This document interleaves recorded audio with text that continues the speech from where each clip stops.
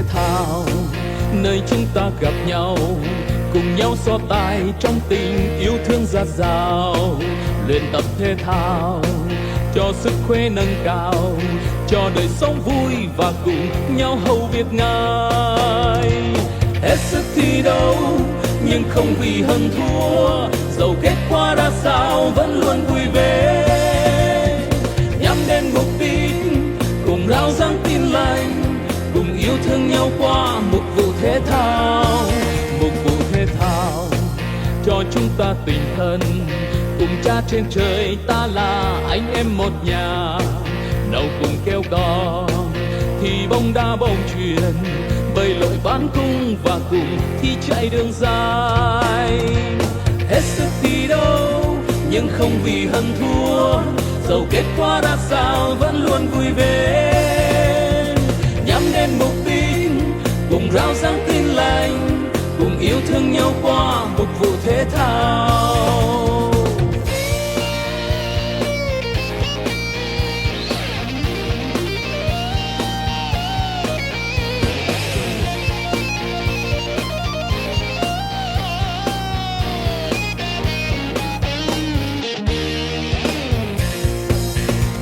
Thể thao nơi chúng ta gặp nhau, cùng nhau so tài trong tình yêu thương dạt dào.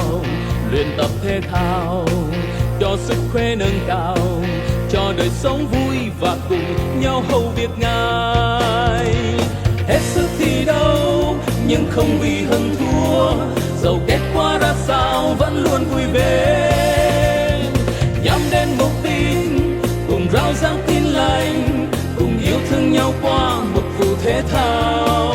Một vụ thể thao cho chúng ta tình thân, cùng Cha trên trời ta là anh em một nhà.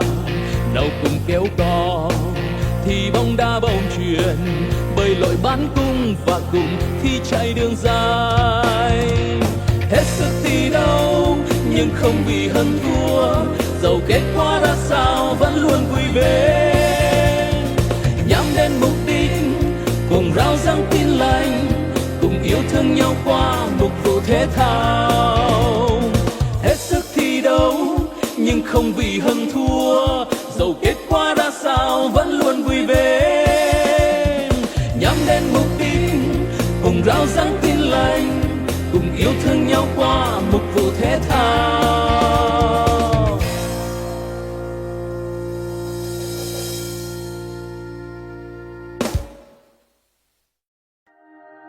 Trên sân kia vắng bước chân, lòng nhiệt thành không ngại gian truân.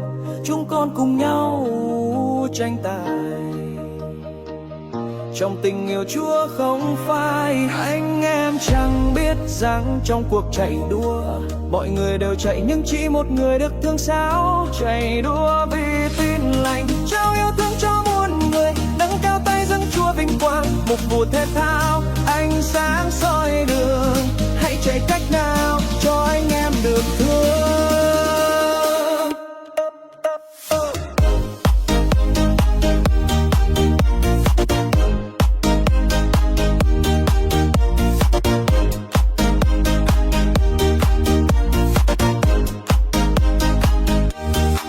Truyền tin lành trong tiếng reo vui, kết thân báo con tim xa xôi. Chúa ban thêm sức cho ta như chim mừng vút bay cao xa. Nhưng ai trong đời được Giê-hô-va thì được sức mới, cất cánh bay cao như chim ưng. Chạy mà không mệt nhọc, đi mà không mòn mỏi. Chạy đua vì tin lành, trao yêu thương cho muôn người, nâng cao tay dâng Chúa vinh quang. Một vụ thể thao ánh sáng soi đường, hãy chạy cách nào cho anh em được thương.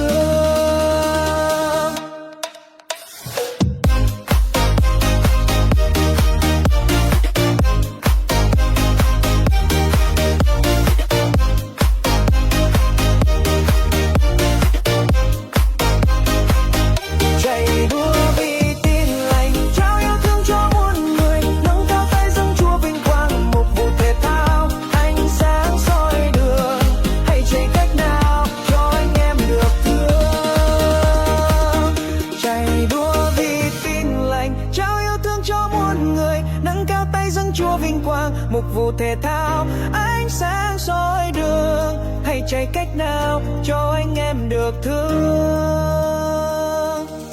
Dù cuộc đua lắm lúc mệt nhoài, đức tin ta giữ chẳng phải. Đoạn đường kia dẫu dài xa, tình yêu Chúa luôn bên ta. Chạy đua vì tin lành, trao yêu thương cho muôn người, nâng cao tay dâng Chúa vinh quang. Một vụ thể thao, ánh sáng soi đường, hãy chạy cách nào cho anh em được thương. Chạy đua vì tin lành, trao yêu thương cho muôn người, nâng cao tay dâng Chúa vinh quang. Một vụ thể thao, ánh sáng soi đường, hãy chạy cách nào cho anh em được thương. Chạy đua vì tin lành, trao yêu thương cho muôn người, nâng cao tay dâng Chúa vinh quang. Một vụ thể thao, ánh sáng soi đường, hãy chạy cách nào cho anh em được thương. Một vụ thể thao, ánh sáng soi đường, cùng chạy đua vì vinh quang Chúa Giêsu.